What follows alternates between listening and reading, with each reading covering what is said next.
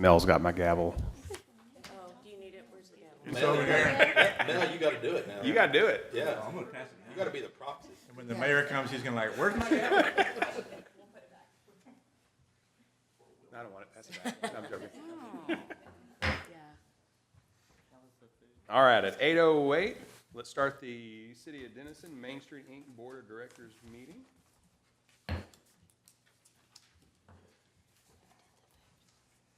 Are there any public comments?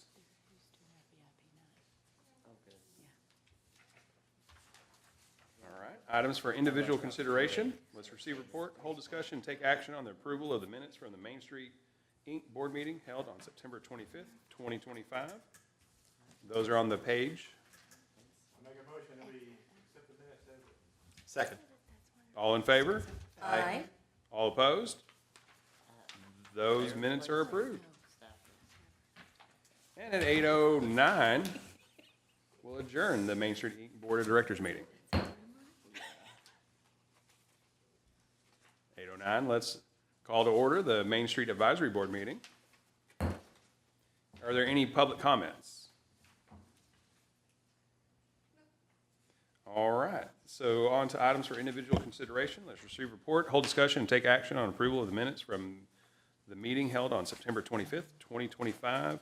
You'll find those starting on page 3.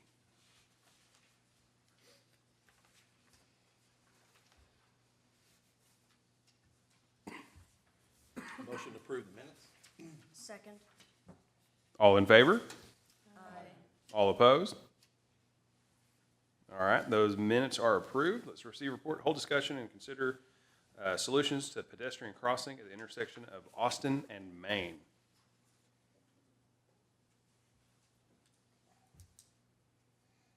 I received a phone call from the Red River Railroad Museum, Sam Oswald, and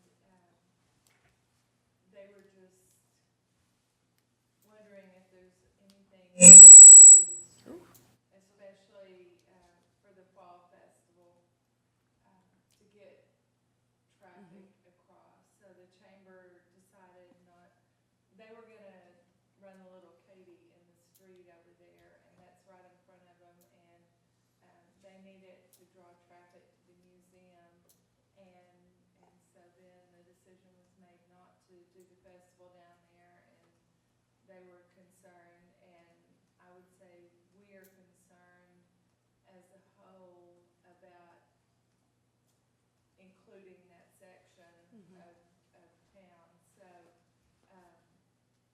there's Citizens Police Academy is no longer going to man that because they had some near misses. And so there has got to be a solution that we can protect our citizens. I do believe too, and just coming from the 100 block, I did talk to everybody down there. Everybody had a horrible, horrible fall festival. Black Sheep, worst Saturday they've had in months. The Red River Museum said they didn't. We had a normal Saturday, probably 4 or 5 new customers, which is odd. Usually on Fall Fest we get 20 or 30. Yeah. So it was just dead down there. I don't think it really was the crossing. I think the bigger issue was there was nothing on the street. Right. There was nothing to draw anybody to the 100 block. Everybody was going down here and everybody was going down there, but there was nobody going in between. So. Yeah, and I know the crosswalk was the reason that Diana didn't put anything down there in the chamber because of the crosswalk. So I think it was the cause of it. And it's not to criticize them. I think it was a safety issue. Right. Just, we gotta improve circumstances. Surely there's something that we can do to improve the circumstances. We talked with Public Works, and they put some flashing signs there. Yeah. And so I think that would help. I mean, people have to use their noggin that, okay, it's red or green, I can cross. Well, and also, I'm driving through an area where there's a festival, there's gonna be a lot of foot traffic, so let me pay more attention as I'm driving my car and give a little more grace. And those may be two hard things to. So my question is there any way that before they get to Maine, that we have signs saying Fall Festival is happening, you know, so that the traffic knows to kind of slow down a little bit through there? In my opinion, yes, we can put out signs, but if you're looking at official traffic signs, you know, Yeah. you're limited Right. because, we as a city don't have a lot. So what they said, if there's no emergency situations going on, then they can use the signs, the flashing signs, like message boards. Yes. That they use, and I think that's, I think that would help, you know. Well- really. Like festival, watch pedestrians or something like that. on the Yeah. side. And wasn't something set up this year for, like, there was, I mean, I got here way early, so, yeah. those flashing message boards. Yes. And they had a city worker in the turn lane where you couldn't turn this way. Mhm. So I think that was helpful. But by then, the decision was made to move the festival this way. So, So are we needing to discover a safer way to get people from the 200 to the 100 so that we can have continuity from one end to the other end? yes, I think so. And although it's not our department's responsibility to solve all those problems, I think it is, you know, Mhm. we've got direct communication with the people that are affected. And so we could create an awareness of it. And is that little Katie, is that just a kid's little Yeah. train? Yeah, Okay. that was just what they were going to do down there. And Be neat if we had like a big little Katie that we could have a stop here in the 200 block. So if you're going to the 100 block, you Yeah, hop on you go there, we across. drive you across, same thing, and it just runs back and forth. I know that's kind of what Chad Leisure was talking about with his, Trolley. trolley, Mm-hmm. having that, but I don't think that ever came forth. Do they still have that? I'm not sure. What about a catwalk? We could possibly repurpose one. Yep. That's not being used. I don't know if it would be long enough. No, I don't think it would. So there's gotta be some solutions, and I think that, you know, we could just create an awareness citywide, to look for solutions. So could our board make a recommendation to the city that they look into getting some sort of special transport, like a trolley or something that would run on festival days and events that, you know, like the pub crawls and all the big shopping events, things like that, that it would run during that the city would have? I think that had been looked into before, and it wasn't a viable option at that time. And so I think if we identified the solution, that we would be limiting ourselves. So I think we could, you know, request. I think there's cost associated with those too, right, though? Because, I mean, we could shut down Austin, but there's a cost associated with that, We right? can't shut down There- Austin. You can't. Well, I was told that we could, but there's a significant cost now The because of that, right? cost would be. You'd have to pay for the police what you have presence to and all do that, to right? accommodate. Well, but if you're talking about constructing something over Austin, that would still be cheaper hiring police than building something across Austin. But the question is what is the budget for that and what do you want to spend for that, right? I mean, ultimately, there is solutions. It costs money though, right? So, and it doesn't seem to be we want to spend money for police presence. So that seems to be a lower dollar amount. So my question really is what are we really willing to do? We're not willing to spend the money on that. So what are we willing to do, right? I guess would be the question. Well, that's a question for leadership. Hmm. And there might be a temporary solution and then a long-term solution. I think the temporary solution is to have signage saying that there's a festival think that, you know, if I'm driving and I'm oblivious to what's going on, Yeah. then I know that I can't turn right. That's something I wanna know before I get there and get halfway to the Yeah. intersection and then, oh, I gotta back out and, you know, so that's kind of the signage we need. Um, but that's not official signage, and so I don't, But I think Mitch is kind of saying, is there not anyone we could hire besides the volunteer people that Right. won't do it anymore? Yeah, because if the volunteer people, that's not going to cut it, right? Because the people really don't respect them. They don't listen to them. They almost got in a fist fight the last few times they were down here. I think if it was a real police officer walking people across, I don't think people would threaten to beat them up, right? If they said stop, I don't think they'd be like, go to hell. they, and so okay, staffing, I'll stop.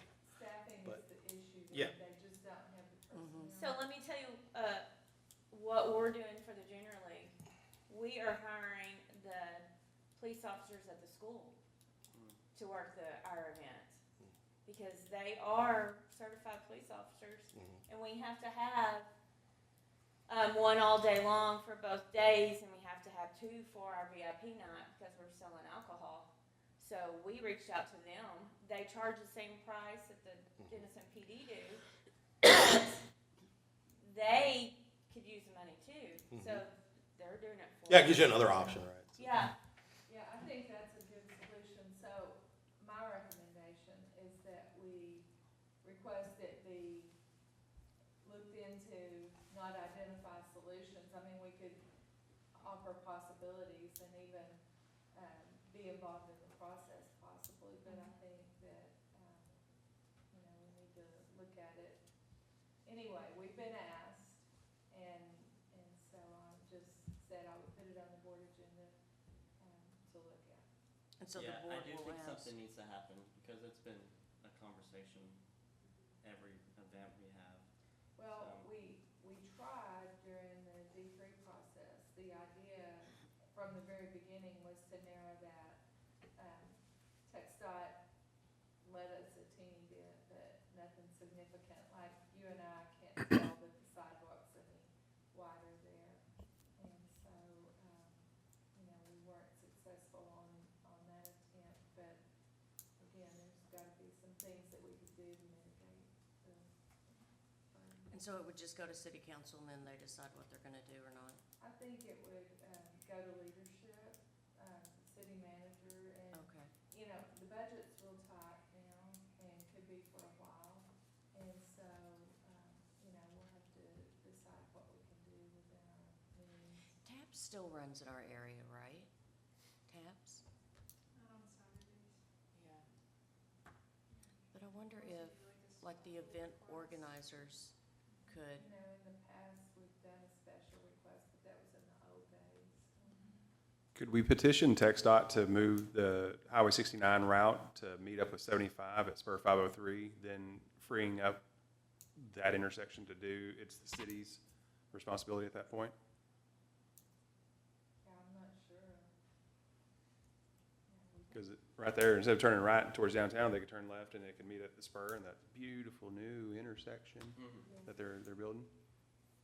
So that might be something where it's, hey, this is now in the city's control. I mean, that would take years or whatever, but that probably is the, What they've explained to me, part of TxDOT's issue with this is, this being out of the picture, is that if there's an accident or a spill or something on the highway, you've gotta have an alternate route, right? And we are the alternate route. mhm, So that's why they are not, mhm. you know, crazy about opening it.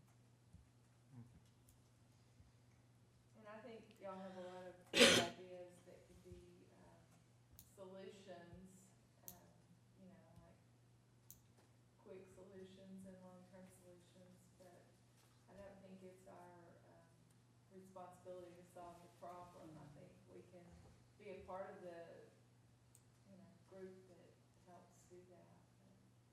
Well, there's 4 lanes going through that intersection now on Highway 69, right?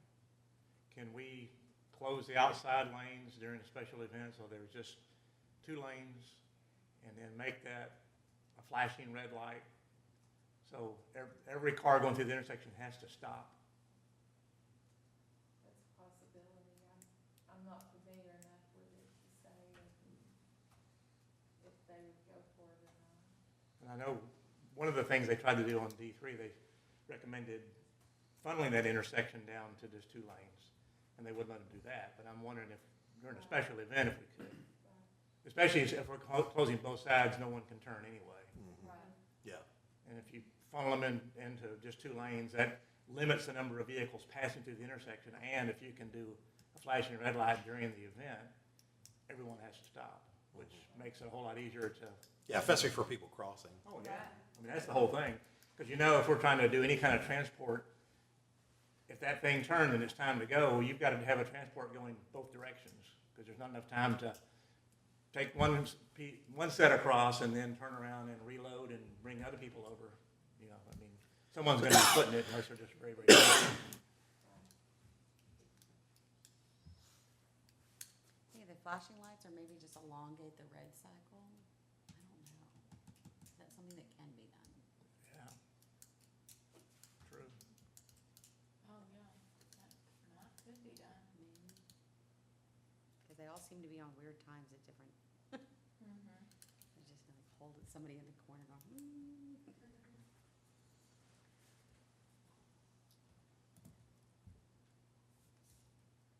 Do we need a motion to bring this to council, the problem?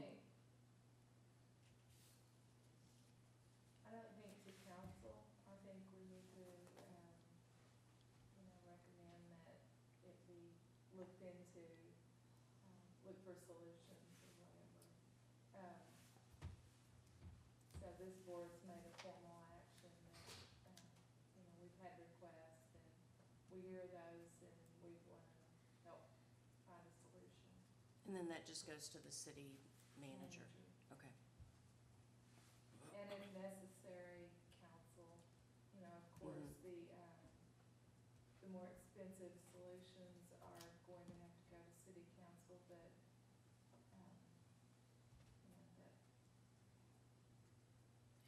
that would be the first step. Okay. I do think a lot of people park down there too, Hmm. so it's another safety risk there. Yes. But they just see the festival, so they just go straight there instead of stopping in businesses. How was your day? It was good, but I have the George right there, so that always, Mm-hmm. it always changes things. Some towns as well will have those high up banners that'll be up for about a week before it's coming on Fall Fest on Yes. such a date. So people that regularly come up and down will Mm. see it. Mhm. I mean, obviously you're still gonna get different ones coming down, but it's a little bit of forewarning. That's true, yeah. Yeah, that would be awesome to have. I don't know if you can hang those over actual highways though. That would be good marketing too. Yeah, I know some of the smaller towns do that. Well, even if it just hung over Main Street on either side of South Austin as people are driving, they could still see it and be forewarned.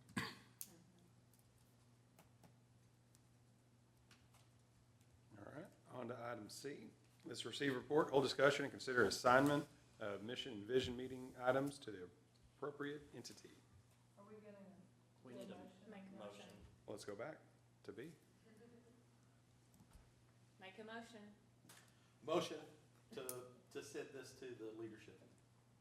Second. All in favor? Aye. All opposed? All right, we'll take that to senior leadership. Now we'll receive a report and hold discussion, consider assignment of mission and vision meeting items to the appropriate entity.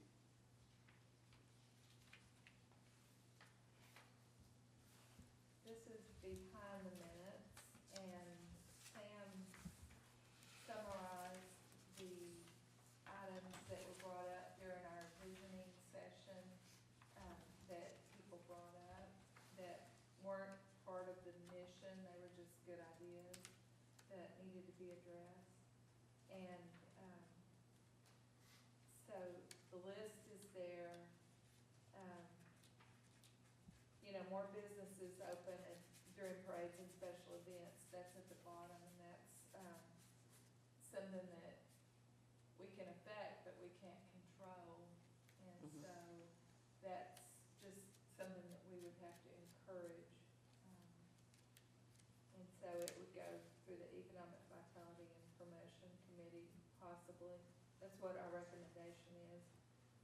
Same with retail hours and days of operation. I think that's going to have to, make sense to the businesses to do it, and so we could encourage it. Market to the Choctaw visitors, market to the lake visitors. It's kind of Jordan's. Submission accepted. All right, check, we got one done.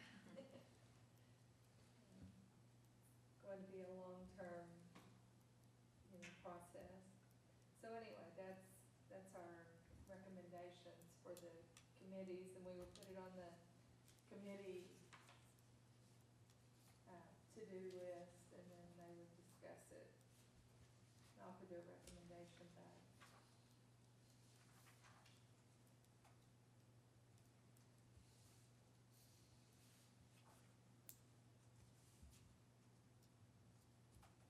Do we need a motion for this as well? Yeah. I make a motion. Second. All in favor? Aye. All opposed? All right, motion is approved. Let's receive report, hold discussion, and consider the call for Taste of Downtown participants for 2026 Downtown Awards event.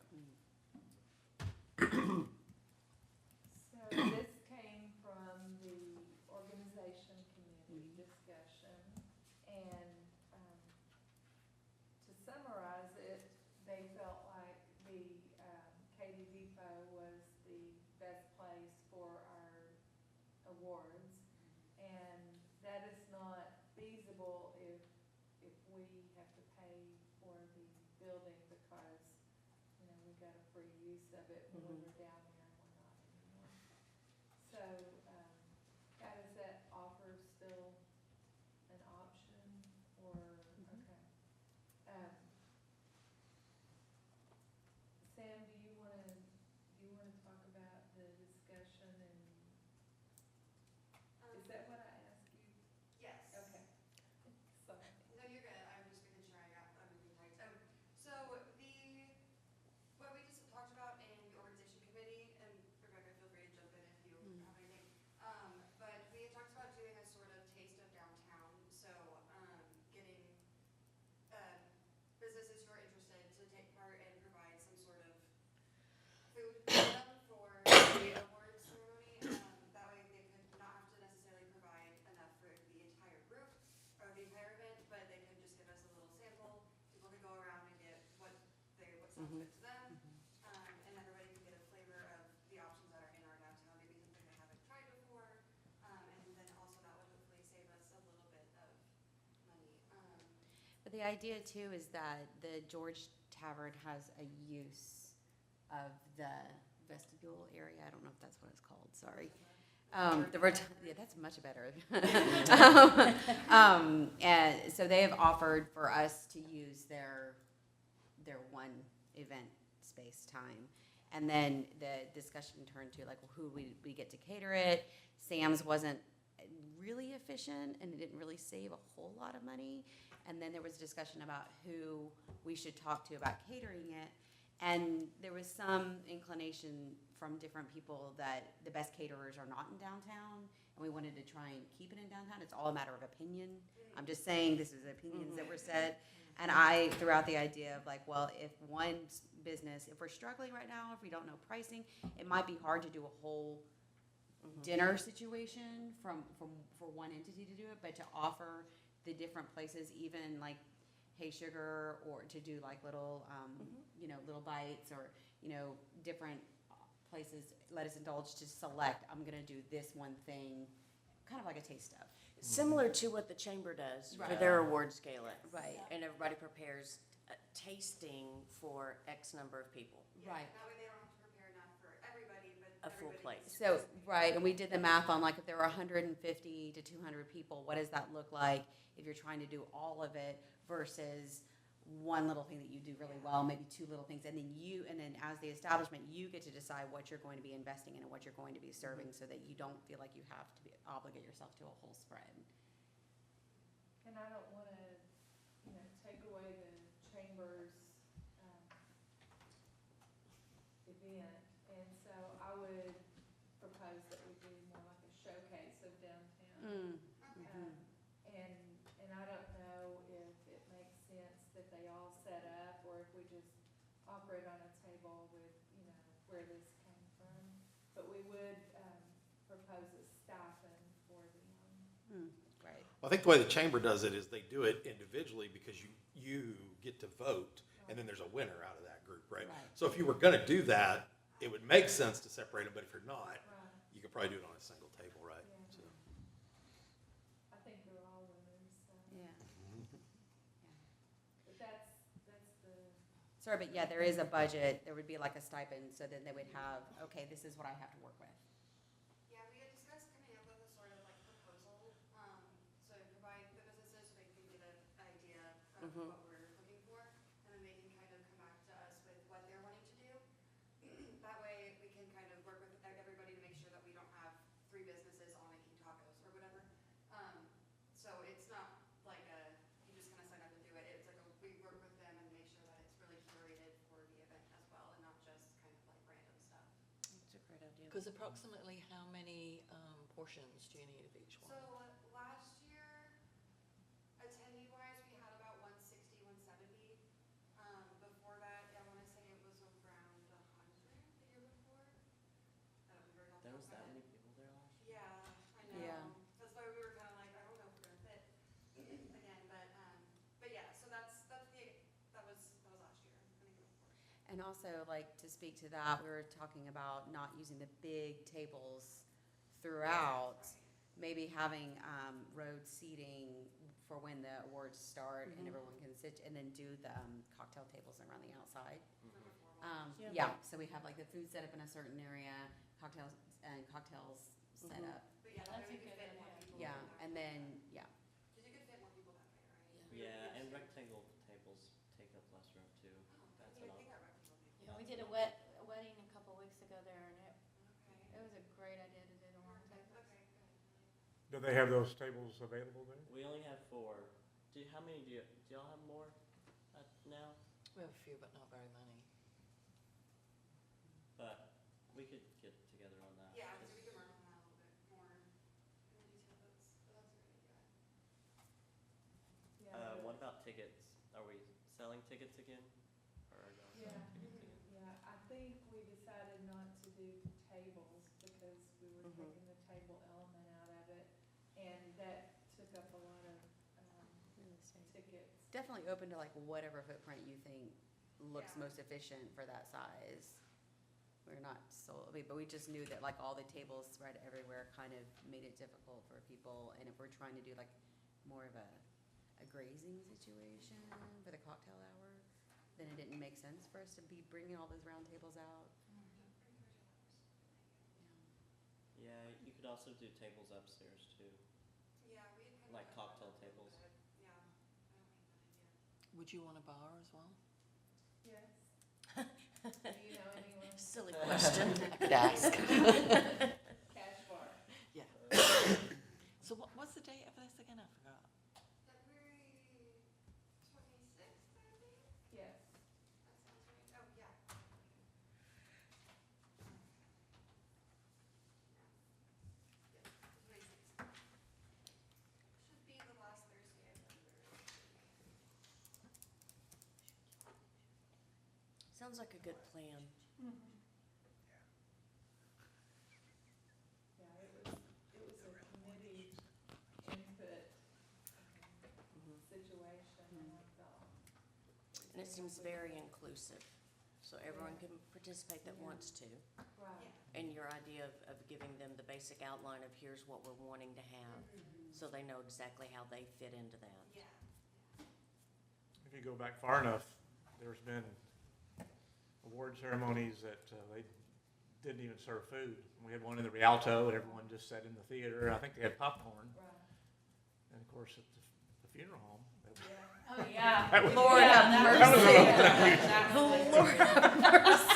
but there was some kind of refreshments at the An back. award, At the back. an award ceremony in the funeral home? Do the coolers and the caskets, do the coolers in Awards? there. We had a good time. Fire up the furnace, do some barbecue. Surgery. That was then, and now. Yeah.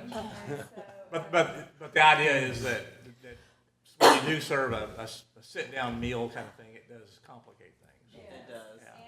And right, raises the price, and Yeah. what we want, I think, this is our, GAMSA year, so, we have the GAMSA theme. It is the semi-quincentennial year of America, so we're using that, and, it's just a big year for us, and so we wanted it to be nice. We had other options, but the logistics and the bill of the Katy Depot just proved that it was the boys. But we had, we had the crowd size was getting too large for it along with our budget. And so we had to figure out ways to overcome that. One thing we didn't settle on, I don't think, Sam and Rebecca, y'all can help me remember, but I don't think we came up with a price to offer the restaurants. I think it's like a floating number until you know how many people are interested. I It's- have written down 100 to 150, kind of, it's a, Kind of as a guideline. yeah, but kind of, I know I wrote, I can't find it in here, I know I wrote something about it would kind of depend on what they're wanting to do. and Right, It's right. dependent on, like, kind of a case by case basis, but Mhm. that's kind of the base. So Kat, you can use you as an example. Do you think that's reasonable? Are we gonna need more? Are you going, and you don't have to provide food for 150, it's just, what can you do for that amount? Right. I mean, to be honest, what we've done for like groups like that one that came yesterday, they wanted things like, say, chicken strips and some sandwich and salad and that. I think we did that. I'm thinking it was like 15 a head or something like That's that. usually what it is, but that's a full Yeah. meal too. Yeah, that wouldn't be just so we've not really done it with just that one thing. Yeah, because I think we were working on the math of like, let's say there were 12 to 15 businesses that wanted to come, and then you divide that about, then you've got 150 people, and then so you want to have this many savory, and so then it becomes like a whole logarithm that you're trying to plug into. And then realistically, if you just step back and you say, we're not doing a meal, we're just doing a taste of, Yeah. then the business can say, okay, I have this to work with, here's my portion, that's what it is. If you take 2 meatballs, that's on you, but then there's like a finite amount. Not that meatballs they're kind of passe now, and I don't know, I'm sorry, I'm just saying like, Yeah. weird example, but And so gives them flexibility, just And say, this- you're not doing all of it for this amount, Right, here's yeah. your budget, what can you do with that? And you're not providing like a portion of, let's say, a pasta dish. You're Right. providing a sample, a Taste. couple of bites Right, of a pasta dish. right. And is the stipend intended to cover the entire cost of what a restaurant would provide, or is it to help offset some of the cost for what the restaurant would offer? I feel like don't want the restaurant to lose money on it, Mhm. but, Yeah. But it's also a showcase for the restaurant. It You know, is. Right. to show all the businesses downtown what they're capable of. So. In a way, kind of almost sponsoring the Yeah. food, Mhm. in a way, like they would have, I would imagine, some sort of sign or something that we could say, this table or is these businesses or whatever. I believe when I've done other events on boards for other events, it was like $5 for like a tasting per Oh, like For the tasting. attendance, like No, for the no. tickets? for the they charge $5 per tasting. Okay, Okay. Especially just one item. okay. So that's a retail markup though, right, Lucas? Yes. Yeah. So that's maybe a little different than, like. No, that's what, that's what us as the event coordinator, paid them $5 per head. Right, So so they've for- got their profit margin built into that number. Right. Okay, okay. So Lucas, if a plated dinner, kinda like what Kat was talking about, is 12 to 15, if we charged 15 per person to come to the event, then would that, I mean, do you think we could cover if we have 15 times, 200, that'd be or what? even Why don't we 150? round it to 20 Yeah, 20 a person, and then that 5 would cover. Is that too much to charge for a ticket? Yeah, 'cause I don't think so. I don't think so. I don't, just asking. Yeah. I Well, don't think so either, but- and I tend to think if we go between 15 and 20, if we do, I mean, we're getting close to 200 people, and I'm not sure we're really trying to get to 500. No. So the Right. question is, do you really care if 20 drives some people away? I'm not sure that's a major issue, because we don't want 300 people to show up this Right. year, right? And I don't think $20 is too much. I don't think that's too much either, For but what they're coming to. In that head count, was that with the Hyde Park signers there, the 20 or 30 kids? They didn't eat, we fed them pizza. Okay. No, the number that I have is number of tickets sold, and we didn't charge the Hyde Park signers for the ticket, a Okay. fee or anything. They just, that was the number of tickets, so, it's a good question. You're So thinking probably not we're all of trying to those people inflate our actually numbers? showed. No, I was just trying to think, Possible, but there were to also pinpoint, like, hey, my here's what we need to make. or like people or- who bought tables, and so those are tables of 8, but they actually had 10 people at their table. I tried to account for some of that discrepancy, but. And would it be possible with the restaurants that come in and they get their stipend plus 2 tickets? I mean, would that factor in any way? That might be nice. Cause we want it, We want them there. Yeah. not just the drop off food. That's Right. what I was thinking. We want you here. That was my one kind of thought with it too, is if they're like serving food, they're not there in an attendance mindset, and then even after the food's over, are they gonna wanna stay and attend the awards now that they have to clean up? So it would be nice if we were able to somehow get them to somehow otherwise staff that, and then the owners or whoever Yeah. can come to the actual awards. Well, and you know how you said having the table set up with everything prepared, or different tables set up and signage for what the thing is, but also having the person there that made the food, not necessarily behind serving it, but But I'm they here, should just here's my have food. to be responsible for hiring a staff to Bring serve it. staff with them Mhm. to do that. To serve it. Yeah. is what I yeah, would- just enough to get it out, right? Uh-huh. But if there is somebody of a staff from a place, they can interact with people then as well. Like, Yeah. oh yeah, we do have this on the menu, you know, and that type of thing. Yeah, we also Yeah. have all these things you can do. Yeah. If you don't mind. yeah, and They here's could my even bring business card. bring in We like care. sample menu or something and stick it on the table, Yeah. you know. I think that should be left up to them if they wanna do it or not. Yeah, Some business owners love it and some people. it's a good thing to put in the little Mhm. outline though of Mm. that this is a good option.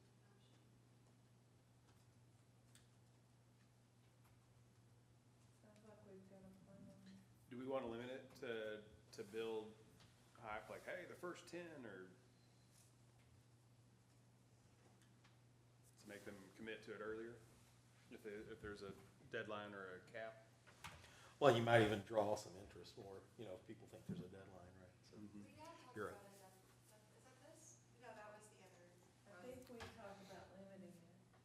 Yeah, I'm sorry, I was thinking of Rhythm and Rails. So I was way off base here, ignore me. But I think we talked about limiting it. I think we did, I don't know what I was thinking. What's that number? It was lower than that, but it didn't include like, dessert. Or in my mind, it Mhm. didn't. It was probably like 5. But do you think like 7 or 8 if you wanted to add dessert to that, or?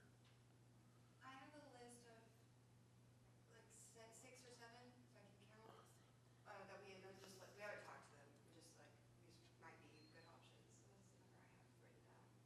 How many restaurants are in downtown? That's a good question. I can get that number to you in a second, but my guess would be, around 20, 25? So are you going to invite the ones that you feel like would be a good fit, or just gonna leave it open? Oh, we have to open it up. Yeah. So I think I was thinking of it as more like a call for vendors drive, where we kind of send out to previous people or post on social media saying this is what we're doing, and then depending on response, then start sending out more personal like invitations, like, hey, we want you to consider participating in this or something. That's my thought. Yeah. And then you'd have some sort of database over who's gonna provide what, like you said, Yeah. over, okay.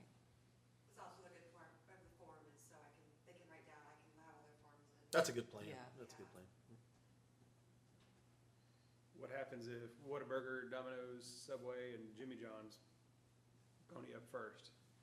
We start blocking out small businesses because we have a limit. Good point.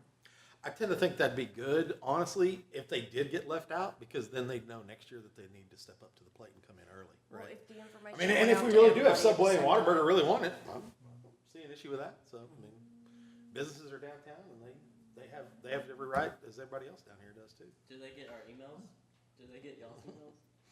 Yeah, like we send them like the property owner stuff, like I sent Albertsons stuff.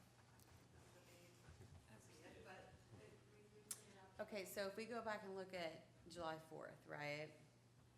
And what happened there, I think, I'm trying to think about how do we avoid or give an opportunity. Let's give an opportunity to small businesses with a time parameter of, you know, confirm if you're willing and able. Here's your interested. deadline Yeah. for a Mhm. guaranteed spot. From here, we're Right. opening it up here, so To water. if you don't secure your spot But here, then all it may not be these available. are downtown Yeah. businesses, That's and I personally don't feel good about prioritizing any of the downtown. Yeah, I I think that's see. something that the downtown Main Street Department shouldn't have to, That's, you can't afford to Right. not let a business participate if they want to, just because they're maybe corporately owned or have more than one I location. see the I'm happy point. to Yeah. exclude the Yeah. outside, but Yeah. I'm I see the not point. comfortable excluding anybody. But here's another thought too. Some of the corporate businesses may want to participate just as a way of doing something good for the community and the downtown. And so, you know, the whole thing about a stipend, depending on how many participants you get requesting to participate in it, I mean, it's gonna be something that you probably couldn't pay them what you would wanna pay them if you had too many, obviously. So if you limit it, well, then you also limit the number of offerings and the amount of food, because if you're a parent paying $20 a ticket and you get there and there's only 5 or 6 things that you can choose from or eat, and they're small, and, you know, you're gonna feel weird about that too, so. Yeah, I I mean- think you're right, we may be limiting because they may be able to donate it. Is it, Yeah, I was gonna say, could there be a way that we say, would you like to donate, or are you interested in a stipend, and let maybe us just say communicate about a that? stipend is available, Yeah. like a scholarship is And available. not give them any details until Yes. they give us what their Right, plan is. right. Mhm. Give an opportunity to propose. To offer up something. Yeah, Yeah. totally, Yeah. yeah, that sounds better. And the other thing is, we're talking about, you know, the downtown businesses and people that are gonna be attending this, they need to also know about all of the different restaurants that are coming in, even if they're corporate, because, you know, that's still significant. It's something that everyone can use them for their own catering events or whatever. So it's an opportunity to kind of show off what you've got, so, yeah.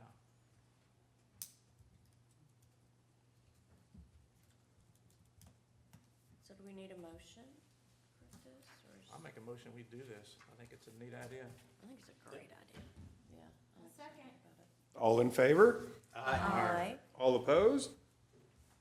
All right, it is approved. Was that, I'm sorry, who made that motion? No. Okay, I was right, I just wanna make sure. Continue. All right, let's move on to special project reports. First up is Music Friendly. So we have the committee meeting summaries on the back page that we met yesterday, and that's not included on here.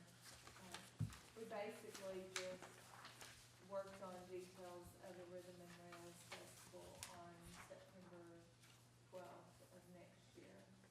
And that's shaping up really well. I think we're gonna have enough time to adequately plan for it, and it's going to be a great event. So tourism is sponsoring our headliner, and the businesses will be sponsoring their own entertainment, and will promote it. And so I think we're gonna have a great event.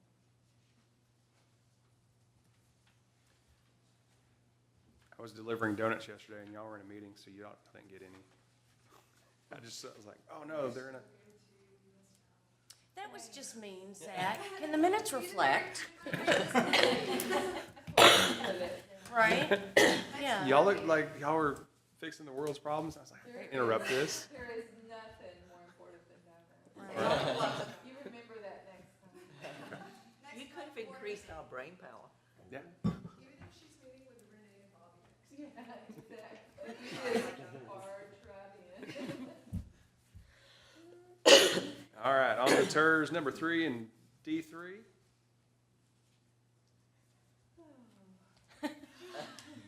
Woosah. It's been a bit stressing. I know there's a fatigue that is being experienced by the business owners, and it's evident.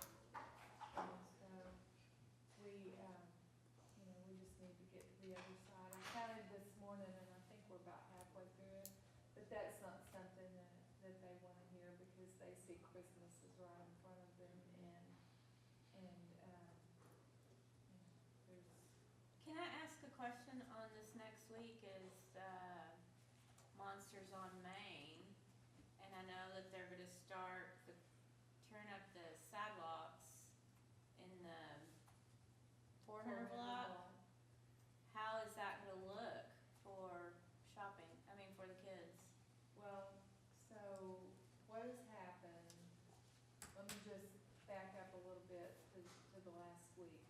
We said, and I'm just delivering the message. Right. I'm delivering facts, not adding color to it. I'm delivering the facts.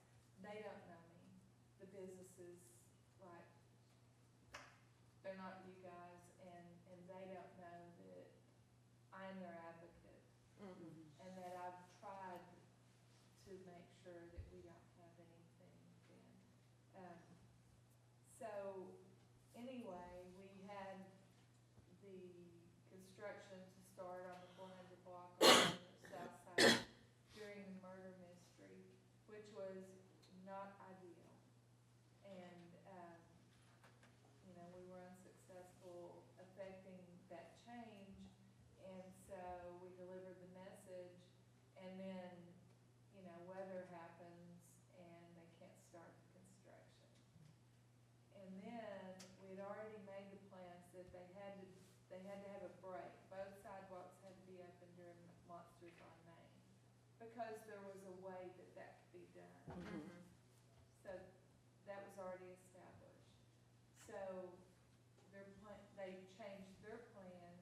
Instead of doing the whole strip from like 406 to 424, which leaves the ends undone because they're in a different section. They're gonna be done with the corners and the bigger picture items at a more opportune time than during the season. So, they were gonna do that in one stretch. Now they're gonna do it in two, so they'll be halfway done, and the sidewalks will be open and walkable during Monsters on Main. And then it should be, they go to the other side. We don't know if they're gonna do that all in one. On the 300 block, on the, I guess both sides, but specifically the north side, Cafe Blackbird only had one entrance, and so they had to, one entrance that the public could come in. They had to break it up into sections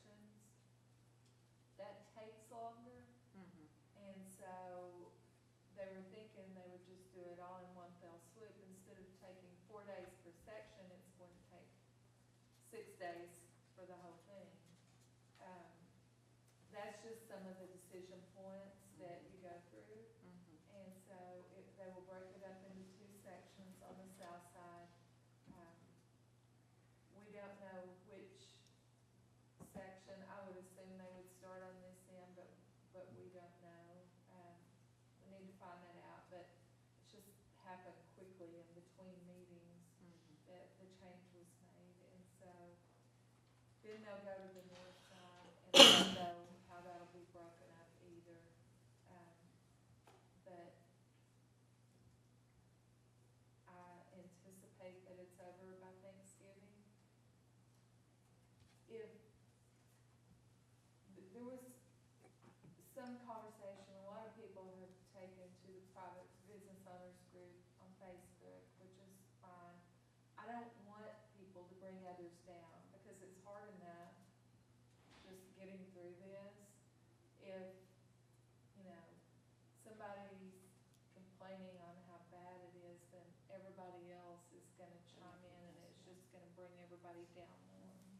And there's nobody that's standing up, and, the 300 block had some cheerleaders. I know they didn't feel it deep down, but they were, they were. Here's what we saying have to do right now. Yeah. So, yeah. And so we don't necessarily, we haven't seen that in this block. We were able to postpone the whole closure until after Christmas, which I had asked in the very beginning, but it just took some business owners getting involved to be able to make that happen. So anyway, I feel like we've got the best of the situations. If we were, let's say, Black Friday or whatever, Small Business Saturday, I feel like it'll be open by then, but if it's not and we shut it down, that's just gonna mean it takes longer to complete the project. And so there's a cost benefit of it, and, who's the judge? Like it may be best for, one party and the absolute worst for the other party, and so somebody's gotta make that decision. Well, I talked to Nisha this week because she's not using her back as an entrance, and so she's kind of excited because they're gonna close down and revamp their entire store during that time frame, so that it's a little bit more powerful when it finally does open back up. And so she's gonna poster that whole time Oh, good. that she's making huge changes in her store while the sidewalks are being changed. She's making changes on her end, and then hopefully by doing that and Yeah. getting her word out there, that then it'll open up and more people might come in just because of that. So yeah. So I'd asked,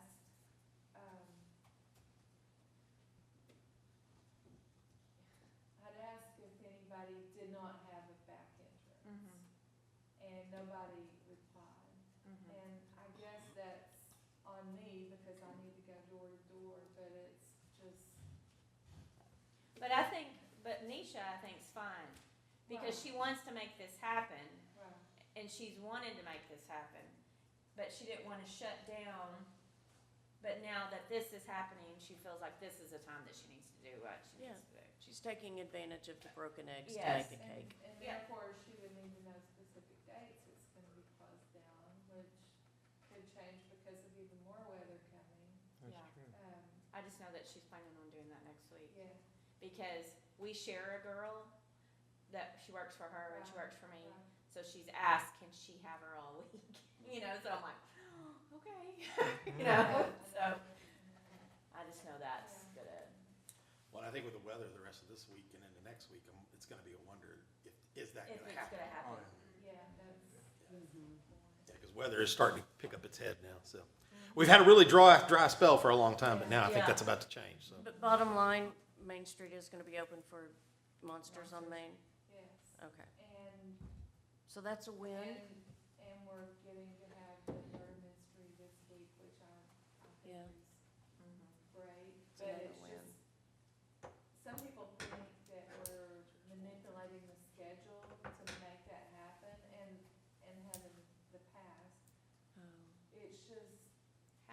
trying to make that work, and it's just like you fit things in, Yeah. work, but we can't always do that. And so.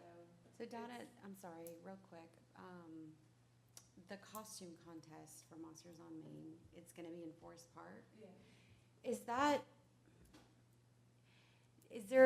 Would it be better if we try to find something on Main, like down in the 100 block, since they, didn't have a great Fall Fest? Is that possible? I don't know if At there's, this point, I think we've already advertised. got you. And we've got staff at tailgating that night too.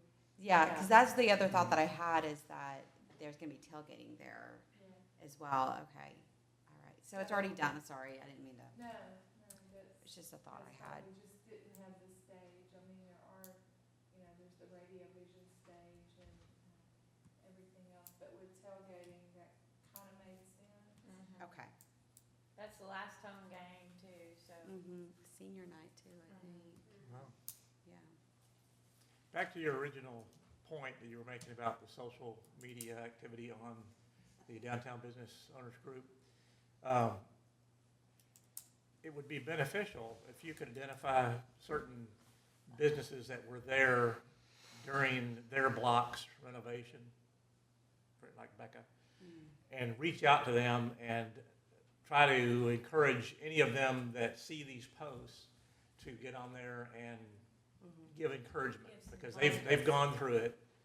And so that would be something that if someone, a lot of people are talking about what's going on without any experience of what has happened in the past, in the current, or the previous block. So if those people could you could reach out to them to encourage them to actually answer some of those concerns and just encourage the people that are going through it right now, I think that would be very helpful. Yeah, I did too. I think Davis. Ronnie did it. I was gonna say, she did a fabulous job.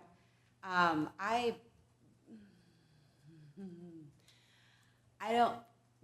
I don't know how to encourage people other than to say, you're gonna have to dig in and figure it out. Well, and If- maybe that's what they need to But hear. that is encouraging. I mean, just to know that Yeah, but this I is what don't you know how gotta that, I do. mean, the tone of that, you know what I mean? Yeah. Like, how does that come across? But Yeah. it's, and I've talked to a city council member during the construction, because he came to me, he's like, well, what do you think? Because that's when DeVoli's collapsed. Okay, so the reality of it is, if there are cracks in your financial foundation, you may not survive. And I hate, like, being Yes. blunt about it, but like some of the boutiques that have weathered it had online stuff that they were just pumping and pumping and pumping. And, Blackbird has said publicly that they've lost 30 to 40% of their sales. A lot of times, that's what keeps the doors open. So how are they making it work? They're either finding better investments, different ways to get foot traffic in.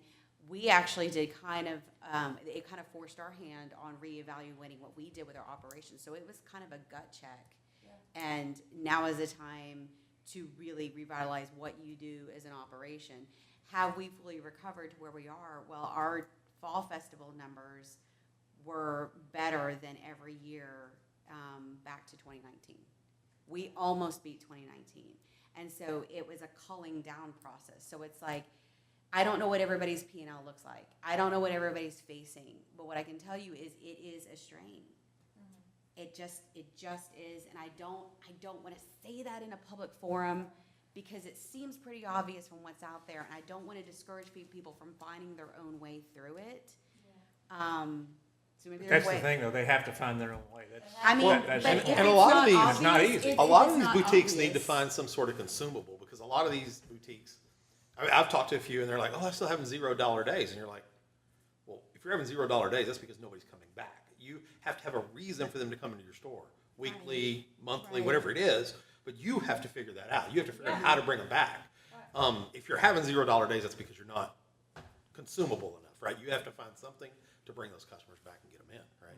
And that's what I've been trying to encourage people. Because it really is the locals that we see every week are the sustained income items. We do see a lot of people coming in the weekends, but building that following is not a perfect science. So I don't know how to, it seems obvious to me, having watched the other blocks go through it, and now if you're sitting with, on your hands and going, I can't believe this, and I can't, and you're nitpicking things outside of your doors, then you probably need to turn that energy inward and go, okay, we gotta rethink this, we gotta have an event, Zigzag did a great, they weren't in, but, I mean, she always did an amazing job with events, and like creating a following outside of her doors, and like that's, for what we're going through right now, that's the most sustainable avenue in a way. Because you have to work you, because no one else is gonna work you. Right. Right. That's the key. Right, exactly. That's not a message that's going to be popular. Well, that's the thing, because it's hard. Well, And is this that is how how you many start years- the message? Look, this isn't gonna be popular, but this is what I needed to hear when I went through it, so I'm going to share it with you because you're getting ready to go through it. I mean, I would do a one-on-one thing. I probably would not put it on Facebook, because there are some people that are just angry. Negative. And they'll desperate, attack- they'll attack And you. I'm not here to wave the red flag. I'm trying to be realistic, but also I have an accounting brain, so I'm looking at things in a minute way. Whereas someone who is more artistic or more, different is just gonna possibly be offended by the bluntness of it. Yeah. And I'm not trying to be offensive. I'm trying to say if there are cracks there that you aren't willing to work on fixing, I don't know how to help you. And I know of someone that's in the construction zone that's told me this week that they're closing at the end of October. And so I'm like, but they're knowing the business. I think there were cracks there that weren't being addressed. That's just to be. There's another business that is moving out of the district that made a post that listed a whole bunch of things. Only, one or two of them, like, people sleeping on the sidewalks, was related to construction. The others was just various other elements, like the power going out. That's just a fluke that it happened. Yeah. And so. I mean, Well, if ultimately, the power really affects your business that much, you should have invested in a generator. You know what I mean? I think it's just. I mean, I'm just saying, I if that think really it's is, if power is that important to your business, you get a generator, right? I mean, I think it's just that fatigue that I mentioned at the first. They're They in the just- fatigue, and so everything is larger than life. But And- some people just have to blame everybody else. well, also, like, if you It'll are, happen eventually anyway. Yeah. well, That's how I certain, look at it. but also certain industries are certain numbers of businesses are being personally affected by increases in costs. And it's not just, so that is like the perfect storm of what Main Street is fighting. Because that really is the crux of what's happening, which you don't have control over. Like, none of us have control over this. So what other costs can we manage and to alleviate that when there seems to be no way to gauge what it's going to look like in 3 to 6 months for them personally, so I don't know. Also, It is. people are gonna be negative just to be negative. and Right. They're not gonna take any response on this. Yeah. That's that pin? Yeah. Okay. That's the Oh, point. okay. Got that.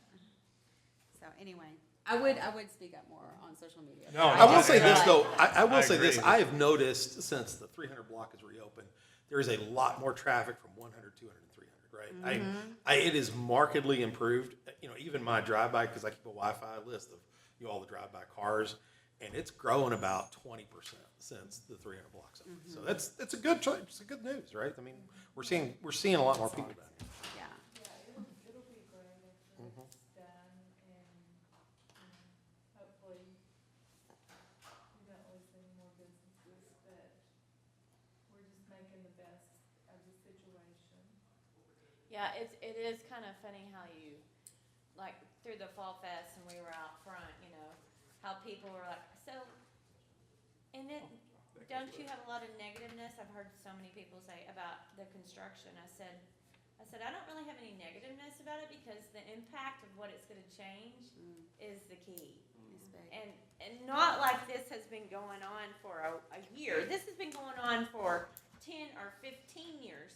It's just now the impact is what's happening. But it's gonna be a great thing. And the infrastructure has to be redone for our city to keep going. And that's what I try to explain to people. And then their attitudes change a little bit when you explain it a little bit more to them. And, but it's the negativeness that is what hurts more than anything. And Well, I'm gonna come down there when they get it finished. Yes. All right. Well, and I saw where 410 had posted their little thing in there. She's out by the fence and she's like, Yeah, you know. it's cute. Oh, I saw that. But It that was was good. fun That was and good. light, and we're gonna persevere, and we're gonna get through it, and it is Yeah. what it is, and we're doing what we can to make our business, No, they're not 410 anymore. But you know, the best it can be with this. I know. I mean, There's a line I out will there. say, You like, just gotta I keep was going in Van towards it. Alstyne last week, and they've got quite a significant amount of downtown construction that seems in no way organized, and had no idea where I could safely cross, you know, to go. And so I think what we're doing here is as good as it could possibly be under the circumstances, because there are just, you know, there are just myriad of ways that it could go sideways fast and not be recoverable for the foreseeable future. And it's not doing that. At least there's a path forward. Well, At least there are dates on a calendar. I can say that for at the mall, because the mall has been super positive about everything. And so many people want to use the bathroom and they don't have their public bathroom anymore. Just because that building is so old and they have a lot of Yeah. trouble with it. So they have been pushing the visitor center. And they have been pushing Say When, because Say When's like, let them come to our bathroom. Let them come. So those two, I mean, 10 to 30 people a day ask to use the bathroom in that. And we, as vendors, we volunteer. We have to volunteer so much time down at the mall. And I work a lot of Saturdays when I do it. It is amazing how customers that have never been to our town that are now coming, how they talk about how organized the construction is. That they can get down the sidewalk. That would be that right there would be a great post about about how I'm here on most Saturdays, and the increase in the number of people who have never been here, and their response is how organized. Yes, it's construction, but how organized it is, and we can Yeah, get down the sidewalks and blah, blah, blah. Yeah. Agreed. Yeah. I've never heard one complaint from an Out of towner. Not one complaint. Right. It's the negativeness of the city. Well, People in and our cities. it's the relentless negativeness of a concentrated group of people, and that's all that's out there. And those people may not want to be encouraged because they seem very content to stay in the crap and invite others to come and sit with me in this. This is true. So I don't know if you can encourage them out of that. Yes. But they I also think encourage who- us to do a good job. I think who needs encouragement is you and your staff, because you relentlessly go above and beyond to make sure that you are doing everything possible and advocating to the nth degree on behalf of these business owners who aren't even decent to you and your staff. But that doesn't stop you from doing the right thing and advocating for things that are completely out of your control. But the least you can do is share the concern so that hopefully the people making the decisions will let that factor into their decisions. And it has helped more often than not. So you need the encouragement, and your staff needs the encouragement. And I'm sorry that you guys aren't getting it, because you absolutely deserve it. And not just that you're doing your job. No, your job's like a minimum requirement of this. You're so far beyond that, that the way our downtown runs is award-winning and should be a model that's studied for other downtowns. So. Good job. Good job. But if y'all could, Kim, make I'll do a video. posts like that, Yeah. that would be helpful, because the people need encouragement. Some of them will be encouraged, and like what he said, there are those that we can't reach, but we wanna get everybody through it, so. We have similar experiences at the visitor center that Kim has. Like, everybody that comes in is excited Yeah. for, like, they wanna know what's going on at Heritage, like what it's gonna look like after. Like, they're super excited for our downtown. They can't wait to come back when it's finished. And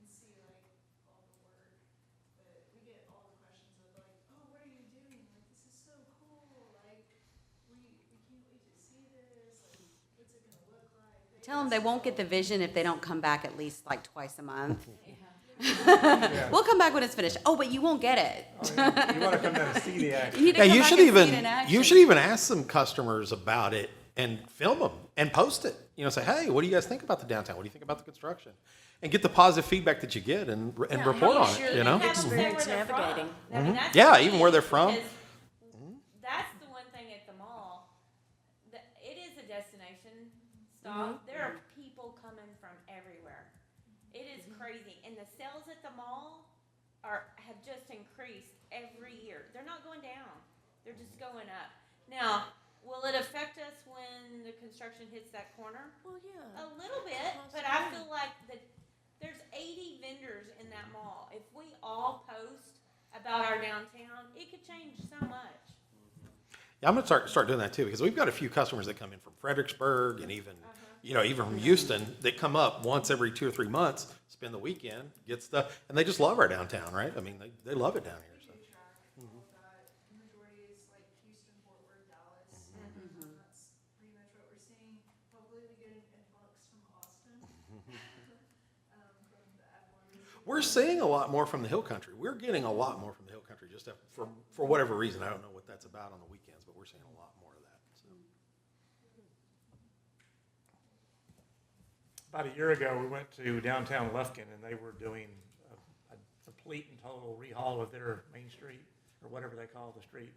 But they were doing the entire thing, and they put fences up that were easily 6 feet or more, and they had banners on them, so you couldn't even see the street. And it was like every sidewalk was a canyon, and you couldn't get to the other side. You had to go completely down around somewhere and cross over, and you couldn't even see the other side. You couldn't see the street. You couldn't see what was happening with the construction, and it was a.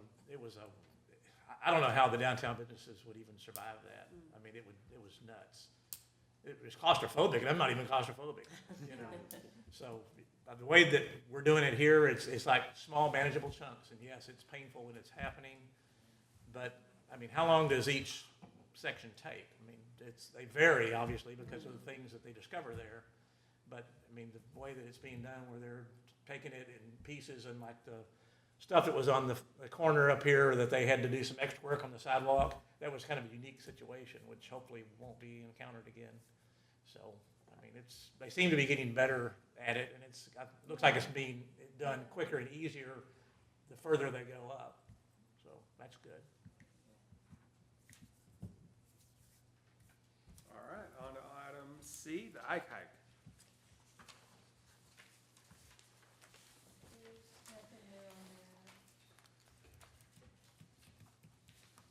All right, Doc Holliday. That report is in the committee report.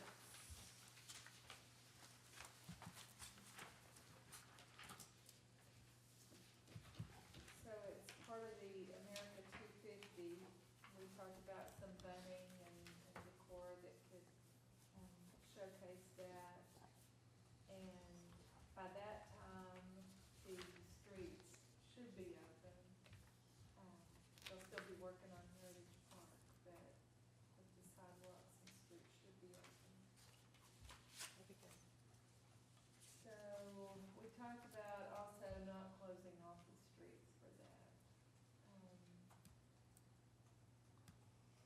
Yeah, it's too hard to fill them, and it's not something that we can manage. And so with the ability to open them back up, we felt like that was the best thing. And the car show, I have heard from them after the meeting, and they want to do it, but I told them they'd have to do it in front of the Masonic Lodge in that area, so. We did get the train guys kind of come back this year, so I've already talked with him, so we're good. And I'm still working on I think they're called the North Texas Square Dance Group, and it's a friend of mine. They run that group, and they go through the whole state. They go to Galveston, they go to Amarillo, all across, and I'm gonna try to get them up to do square dancing in theme for us. So because they have a lot of in theme, you know, period garb and stuff. That they do. And the America 250 thing, that's something that came up recently because this is gonna be a big deal, and so, we discussed doing some things in literature that we're working on, and looking at trying to make sure that every event we do next year carries that theme over, because it is a big deal, and we want to make sure that we recognize it in everything we do, including, Doc Holliday and, anything, Eisenhower's birthday, all that stuff. So are you thinking about adding it into the logo for this year's? You know what I mean? We hadn't talked about it on Doc Holliday, We but haven't talked about adding it to the logo, we talked about adding it to the printed material. Yeah. anything that's printed and sold can't have the official logo in it. Well, Texas, I think, is okay with it, but the big one, the neat one, is the national one. Yeah. And they won't let you print it on anything and then sell that thing Gotcha. without special permission. Right. But as far as the theme of everything, we're going patriotic. Yeah. Anything that we could squeeze it into. Totally. All right, and on to Eisenhower birthday. We had a very successful event. We had B.C. Thomas as the speaker at the dedication of the bricks. And, he's like an unsung hero. He's a Denison grad in 1960, and just a very nice gentleman. He flew the three fastest planes that are made, and he's the only person to have done that. So he's got some credentials, and so we did an interview, kind of an oral history with him on that, and I'm really excited about it. Grant filmed it, and I observed, and Kurt Chakowski was the interviewer. And of course, he did some research and had some knowledge of what BC was talking about, and it's really interesting. And so we're going to preview that premiere that on Veterans Day. So that's just a little bit of extra from it. The birthplace had the biggest crowd I've seen. So I think it was 458 people or something like that. I don't know, but it was a very good crowd for them, and I was so proud. I was just very pleased that it was a great day. And there's a cake order on here. Is this a magnificent cake? How is it so good that it made it to the meeting minutes? Yeah, confirmed cake order and delivery plan. Because I do that. That's one of my jobs, and so I guess it was on the brain. I was like, oh, I need to order the cake. Sorry, I didn't realize it was on there. It was just fresh on the brain. All right. Committee reports, DDI. DDI, so we've got the upcoming, this weekend, we've got the zombie crawl and the boutique sale. The boutique sale will have a murder mystery where you'll go by and do the QR codes for each of the stores, so you can do your clue entry to win the prize. And then you guys are doing a costume contest, I think at 9? Yeah. Right? No, it's 10 10 o'clock. 10 10 o'clock. o'clock on Saturday. 10 o'clock on Saturday. So, and then the Monsters on Main's coming up. Then November 1st, we start the Dia de los Muertos. There's the Veterans Day Parade, but we're not really doing much around that. We haven't discussed anything around the Small Business Saturday yet. I don't think we have anything planned this year. And we've got the Antique Christmas, and we're not going to vote on it this year because everybody just voted for themselves last year. So, and the businesses, so we decided not to do the business voting this year. So. And that's it for there. Any questions for DDI? We do have the donut house stroll on Small Business Saturday. Oh, and we do have the 903 Brewery will probably be out front of the Red River for the zombie crawl in the boutique this weekend. Oh, good. Just to kind of help Glad that them. worked out. Yeah, help them out a bit. to see what they can get. Just to, ask you, I know this, murder mystery came up late in the game, and I think it's a great idea. Do you want to change your calendar, mention next year to add that, or just leave it at zombie crawl enthusiasts now? I'd leave it for now. We'll see if how it goes this year. I'm hoping it'll go well, so I expect it to, but we'll see how it goes. I think we had a little bit of issue getting people to do videos. I think that was one of the issues. So, but I think that may have resolved itself. So I'll talk with Derek today and find out. But I know we had some issues with people turning in videos. So.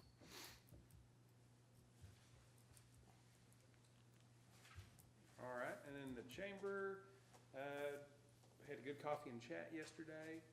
We have the Glowy Awards is probably the next big item for the chamber. And there was something that she wanted me to say, and I can't remember. I wrote it down, but I don't think it was that important. We'll tell her you said. Yeah, it was something off the wall. It wasn't like an event or anything. It was just like, just wanted to let you know that we are fully staffed or or something that was like, What about shop to win? maybe there was something about shop to win. Or was it the kids? No. Yeah, I'm drawing a blank. She's like, yeah, make sure that this is said. Yeah, and it went And right out the window. how did y'all feel the fall festival went? It went pretty good. I don't know if we have a head count or anything on that. It was just the way, the funnel right there at the beginning of the 400 block. It was like if both sides would have came all the way through, it would have been good. But it was a bottleneck there, and apparently we needed no dogs clause in for Fall Fest. There was we witnessed multiple like dog attacks, bites. Just On people or other dogs? dog It's to usually dog. dog beating dog, Okay. so. Oh, yeah. Grant looked up the numbers, right? Do you remember what? If he did, I don't think I was at it. Yeah, I think that the numbers were about even with last year. Of people attending, not dogs fighting.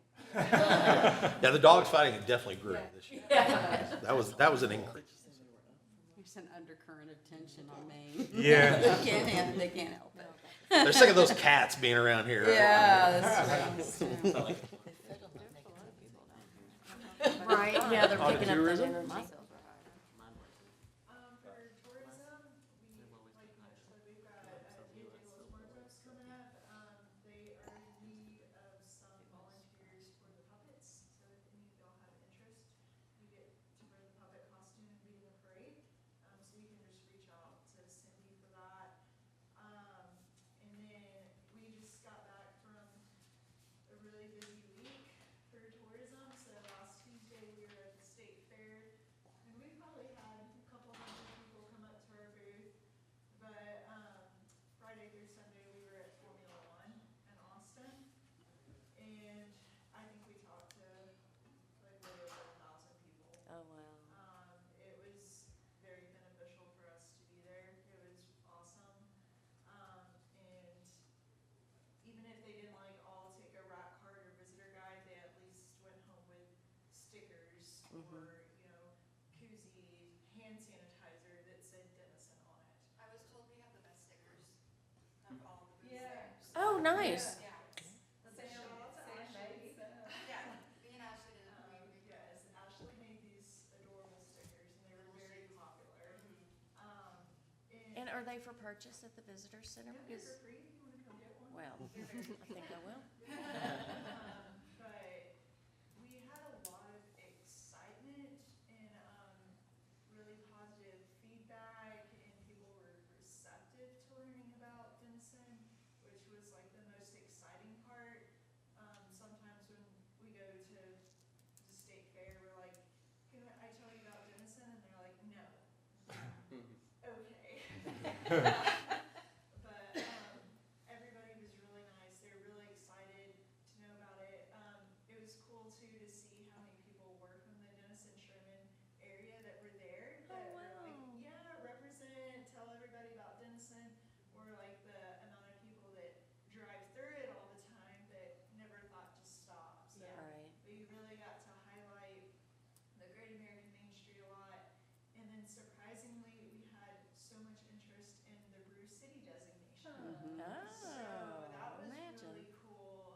and driving. Combination. Listen, there is Uber in Denison these days, Miss Wendy. We're just you thinking go. Formula One and Oh, anyway. The big thing was that these people obviously will travel and they'll Yes. obviously spend a lot of money. That. And those are the people that we want to reach. And so we got to do that. That's great. I have a meeting with a lady from Placer AI today, and she'll actually like be able to tell me like how many people potentially like walked by our booth. So that'll be cool too to kind of get like Mhm. more insight of how many people we might have actually talked to. So I'm excited to see those results, but it was definitely worth our time. It was a lot of fun, very exhausting, Mhm. but it was worth it. Yesterday we had a group called the Women of Arlington that came in and who went to the birthplace and the George Tavern, and then they just walked and shopped down Main Street. So that was really exciting. It was about 50 women. Some of them it was their first time here, and they really enjoyed it and they're excited to come back. So they're already talking about making plans for coming back. So we love that. They love the food at the George Tavern. They couldn't talk highly enough about that. So Yeah, your- everyone said your it was- staff did incredible. Everyone said they had the best lunch. Great. Mm. Nice. wow. Did you get sales from And them? we were their first trip of the year. They So bought just some setting Oh. expectations very high too. Well, but their year is starting off kind of late. Yeah. Are we in a fiscal year? I think they're on a fiscal year. Oh. Yeah, must be. Must be. Oh yeah, we talked to a ton of people from the UK. Then there's a lot from Ireland. Your family. There you go. Yeah, Royalty arrived then? We talked to some people from Mexico, we talked to some Yeah, people some from South America, I can't remember, I wanna say Venezuela, but I could be wrong. Everywhere. Yeah. Gerard, my husband had a lot of conversations with people in Spanish, because he speaks Spanish, so he was very excited, Nice. about that. But yeah, it was very cool, there were so many people, a lot of people were really excited about Eisenhower. That was one thing that kind of caught on people's eye was, oh, President Eisenhower, I didn't know he was from Texas, and I was like, yeah. So, people were genuinely very interested in what we were saying, which was nice to hear. It's nice to have that. Yeah, I mean, So our next thing is the Texas Craft Brewers Festival. Mhm. That'll also be in Austin on November 15th. So we're actually gonna make some rack cards for our breweries this time and promote them better and do Brew City stickers, because that's what they wanted at that event. yeah. So we're excited to see what that does for us as well. We're also starting the process of planning our progressive dinner. We're gonna have that in March, so, if y'all have any interest in participating or sponsoring that or helping us plan it, we really appreciate it. Obviously, our team has never done that before since we just opened in May. But we really want to just have an opportunity to promote our restaurants and bars here. So, if y'all would like to help, we would appreciate any help you could give. And how does that work? I mean, We wanna do on like this scale? drinks and appetizers at one place, like a first course at another, second course at another, dessert at another. So we're trying to do like, do we wanna give people options for, each? So they can choose where they wanna do appetizers or have their entrees and stuff like Mhm. that, where it's like more up to them. Yeah. But we just really need to figure out like with the restaurants and bars, like what they can accommodate and how many people we should sell tickets to, Mhm. like what's a good number for the first time. Well, especially if there's options, And I this think is you for could all of sell more Denison, right? tickets. Yeah, downtown, yeah. Oh, We're gonna only do downtown? Just cause we're gonna have the starting point at the visitor center. It's just easier for it to be like a walkable thing. Or But crawl, a dinner other crawl. cities haven't really done it from what we've seen. Usually, like when you look up progressive dinner, it's people doing that on their own. Right. So we're just trying to figure I think that that's out. fun. I think it will be too. If y'all have any recommendations or ideas, we'll take them. I have a question. I know we had talked about, y'all had an influencer for the lake coming. Did he come? Yes, he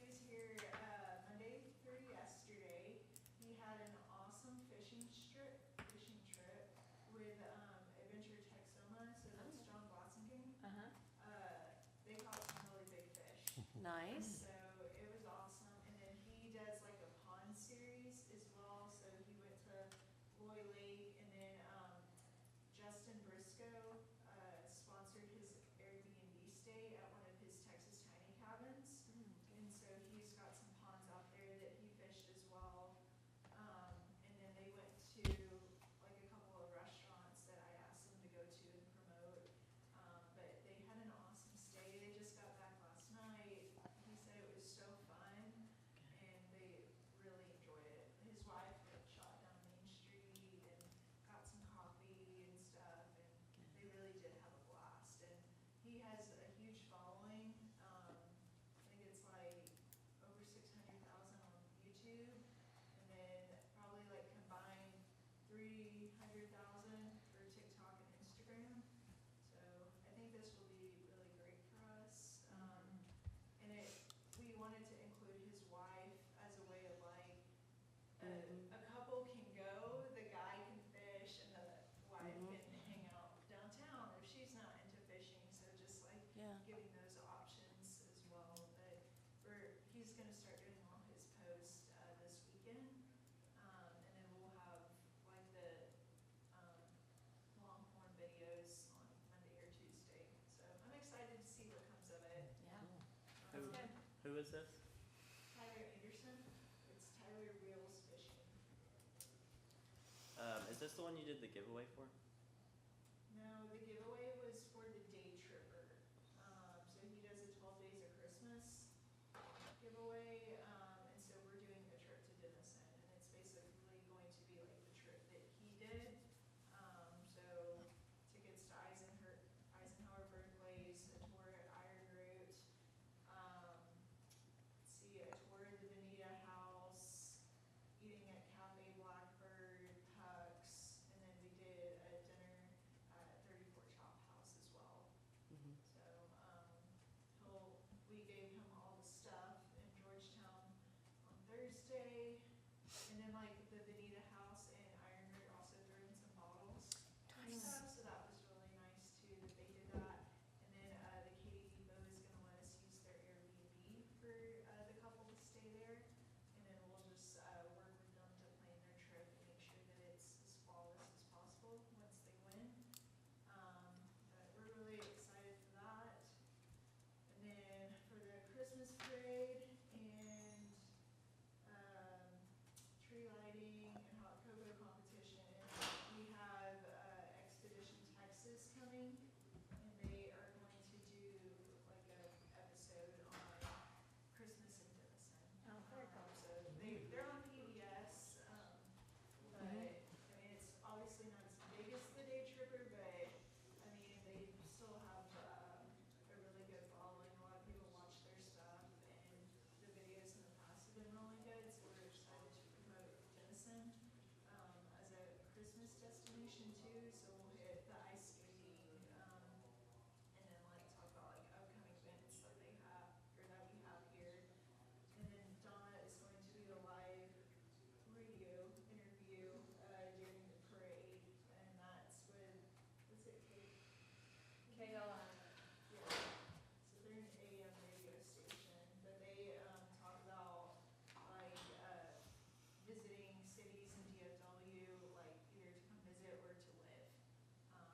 So she already did one interview with them, and it was really great. So they jumped at the opportunity to promote us some more. So we're excited for it. We have a lot coming up, so we'll sleep in January. So Exciting stuff. the bit with the wives too, might be a way of kind of like promoting some of the like spas and salons and stuff that we've got downtown. Because they seem to be getting more of them. Yeah, I think Tyler's wife was gonna go to a spa. I need to ask about that, because he asked if the city could pay for it. And I was like, no. He's like, if the city's gonna pay for someone to go to a spa, it should be me. We'll all come with you. Yeah, we'll do a 10-for-1 discount. But I don't know if she ended up going, but that was like in her plan to do that. So hopefully she ended up, I think it was gonna be like Bella Fontana. Because it's always a good option. If she doesn't like to fish and he does, she can shop, she can eat, get a massage at the end of the day, Yeah. you know. Yeah, I'll have to ask, because she might have done that while he was doing his pond stuff too. But they also have a 1.5-year-old, so she was trying to keep him in line too. Yeah, But it was really fun, so it's good. the craziness of this week is over, the last 2 weeks, so we're excited about that. Any questions? Sounds good. All right, on to promotion committee.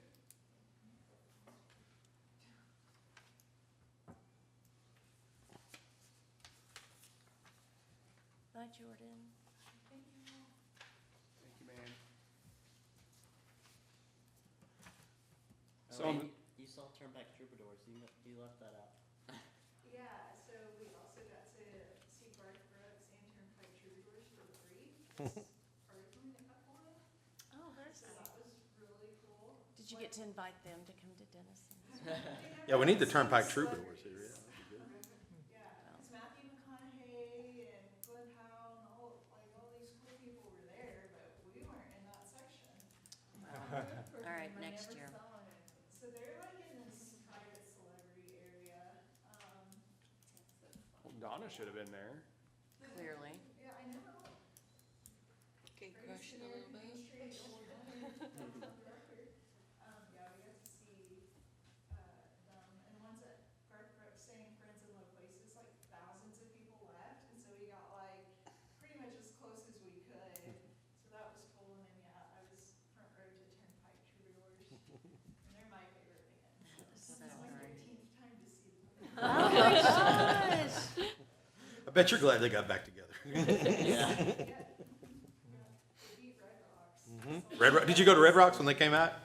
Yeah, that'd have been a fun concert, yeah. It was, but this was better. Evan Felker smiled at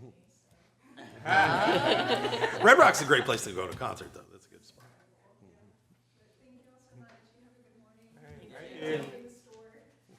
Bye. All right, on to promotion committee.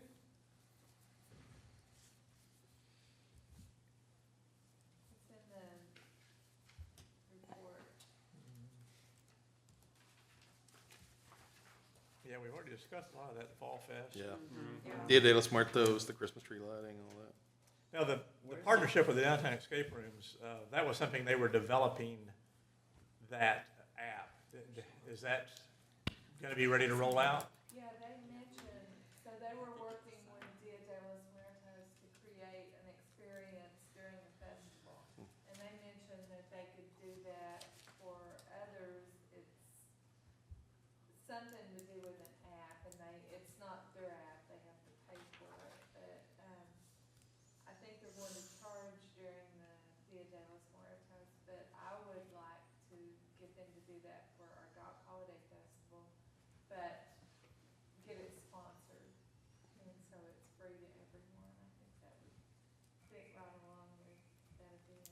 Are they still open?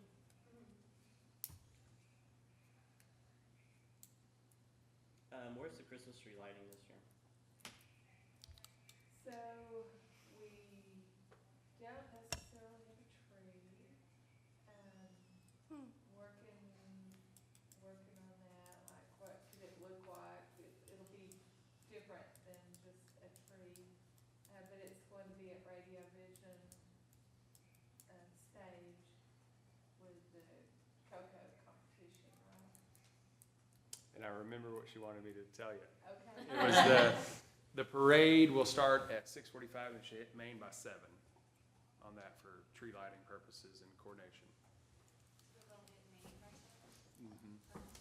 If we have a tree, which we don't have yet. What happened to the old tree? We have it, but it's on that end of downtown, and if we have the performance along with the Coco, that's up here, so, Where's it going down there? I tried to get Shauna to dress up as a tree. Yeah. She wasn't buying it, Yeah, it's over by the ice rink, right? Isn't that where- Yeah. There's one at the ice rink, right? so, yeah, they're using our tree. Why didn't it start down there?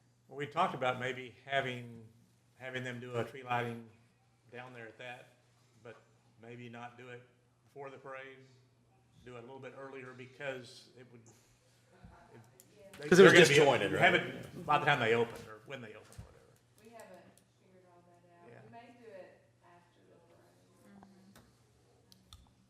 But the performance. It would be better to do it after dark, I feel. To have the tree lighting after dark. But when do they actually open the ice rink?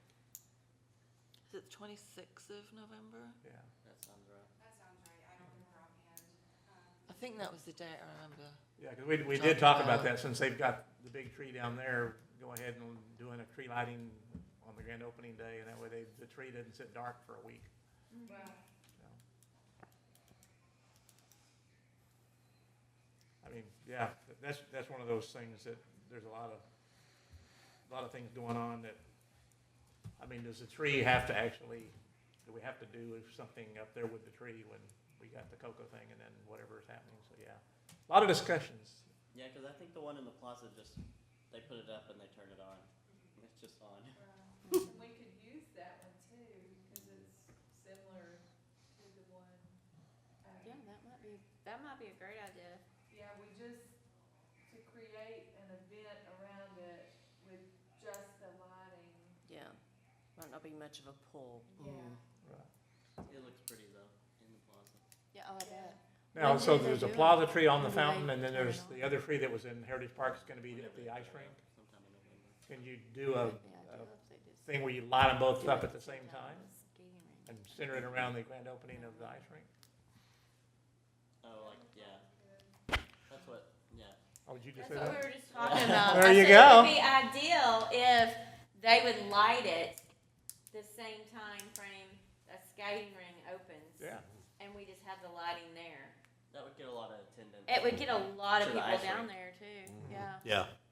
And I think maybe next year we should look, and because I think it's too late to do now, but I think next year we should focus on maybe doing everybody, hey, light your own Christmas tree on this day, November 1st. We bring the skating rink at 4 p.m., or we pick a time, and everybody downtown lights up their Christmas, right? Bring it down to be the whole downtown, get all the businesses to join at the same time. I think that might be pretty cool to see across the board. The lighting of Maine. Lighting on Main. We can probably do that. Well, that's something we could talk about. And so Donna, the tree that you're wanting to have on the stage at Radio Vision, would that just stay up there for the season? Well, that's So what those would be are the cumbersome, like, we don't have a way to anchor it. It would just be high maintenance and it's their stage, and so Mhm. I was thinking, and they may need the full stage for performers. So. I wonder if it'd be possible to do, one of those, it's just lights, Right, and that could be like against the building, so it wouldn't come out into the stage area, yeah. and You it would could still even be do it a off the tree that building. lights. That would be cool. Like a half tree coming from the building. Mhm. Or a hologram. Yeah, drone trees flying around. So get busy, Donna.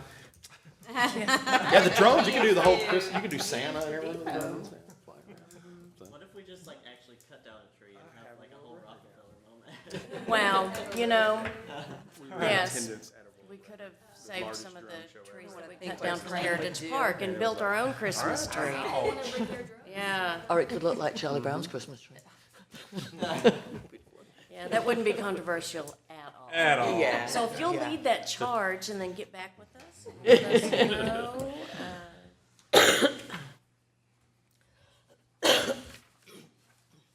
On to economic vitality. So for our vacant building registry, we had a meeting and, Mary Tate led it, and then she presented to the council, which was tricky because council had to be aware of it first before we could really share it with, the public. And so, that's all happened now.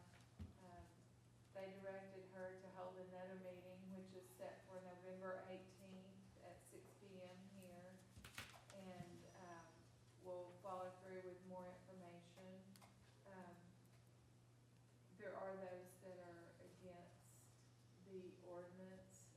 I've seen some information of those that are for the ordinance. So hopefully they will show up, but, you know, one even challenging my ability to calculate the occupancy rate. Mm. So it's just, It's needless.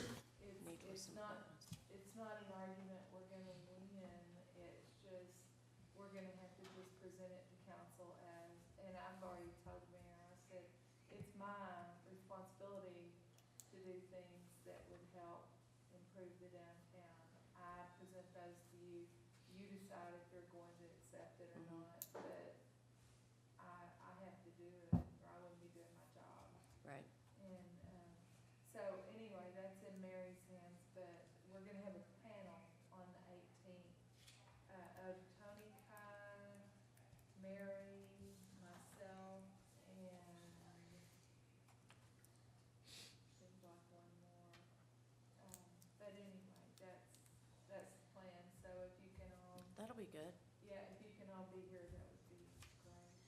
Can we be sent the ordinance? Like the, Yes, yes, Was it not mailed out? the property owners receive it. Oh, okay, okay. Yeah. Sam, can you make a note? Yeah, I can send you, I can send everybody that. cause I saw a lot of people talking about $2,000 a day. So, so instead of trying to get the facts, they just focus in on anything and everything. $2,000 a day is something that's in every ordinance, or the majority of them. That's something legal put in there. And so it's not a fine unless you don't follow the ordinance, but the judge sets the amount. They never set it at the highest amount. It's always like, you know, $500 or something like that. So that's a state law. And, that's something that, I think the attorney or Chris, one time was somebody else that we asked to be on the panel to describe, to answer that question. So if it's an ordinance, it says that, it's Yeah, not- that's what the screenshot that someone posted looked like. Like Yeah. it was just like legal jargon that was Yeah. in Yeah, everything. yeah. That's what it is. So, I mean, It looks scary if you don't know that, but But it's meant to look scary. yeah. Yeah. I mean, yeah, I mean, business. the ordinance is not to penalize people, it's to help them get their buildings available, you know, for occupancy. And a lot of them aren't, you know, like 201. You couldn't get in there. What's in 201? It's, former Roach. Oh, yes, okay, yes, yes. And I guess the major complaint is that there's a fine associated with it? Is that what the complaint is from people, or? And control. Control of the property. The city Property owners, controlling. right, I think is the best way to describe that, which, you know, that's fine, I appreciate that, because that's, but I just don't understand why people don't wanna take if care we of those. wanna improve our downtown. Why do you have it? Well, and if, But it's already, I guess my question is, it's already been a law, right? This isn't a new law, it's just a matter of the fact that they're gonna start fining people now, correct? Is that my understanding of what this is? We I already, just don't understand, they could get more out of it. Sorry. we already have the, policy. We don't have it in ordinance. Oh, form, gotcha, is okay, my so it's a policy today, it's not an ordinance, gotcha. The fire marshal already has the listing, he just doesn't have the ability to keep it up. We have the ability to keep it up because we have to know that for what we do. So it's just bringing all that together. I don't know if it's a state law, I think it's a state law, cause he wouldn't just do that, you know.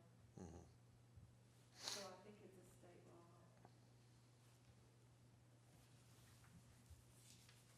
So the question is, can the city take over a building if they need to? If they don't pay their taxes, if they don't take care of it in Okay. time, Yeah, we can always do eminent domain, but Yeah. I don't know, there's What you certain have to go through. requirements. We can't just come in and Yeah. take eminent domain, nor would we want to, right. And there's other things which was pointed out, and it's a good point. There's things like minimum property standards. That's for the outside of the building. That's not for the inside of the building. So that doesn't help us there. We could implement that, we could, and we'll have to.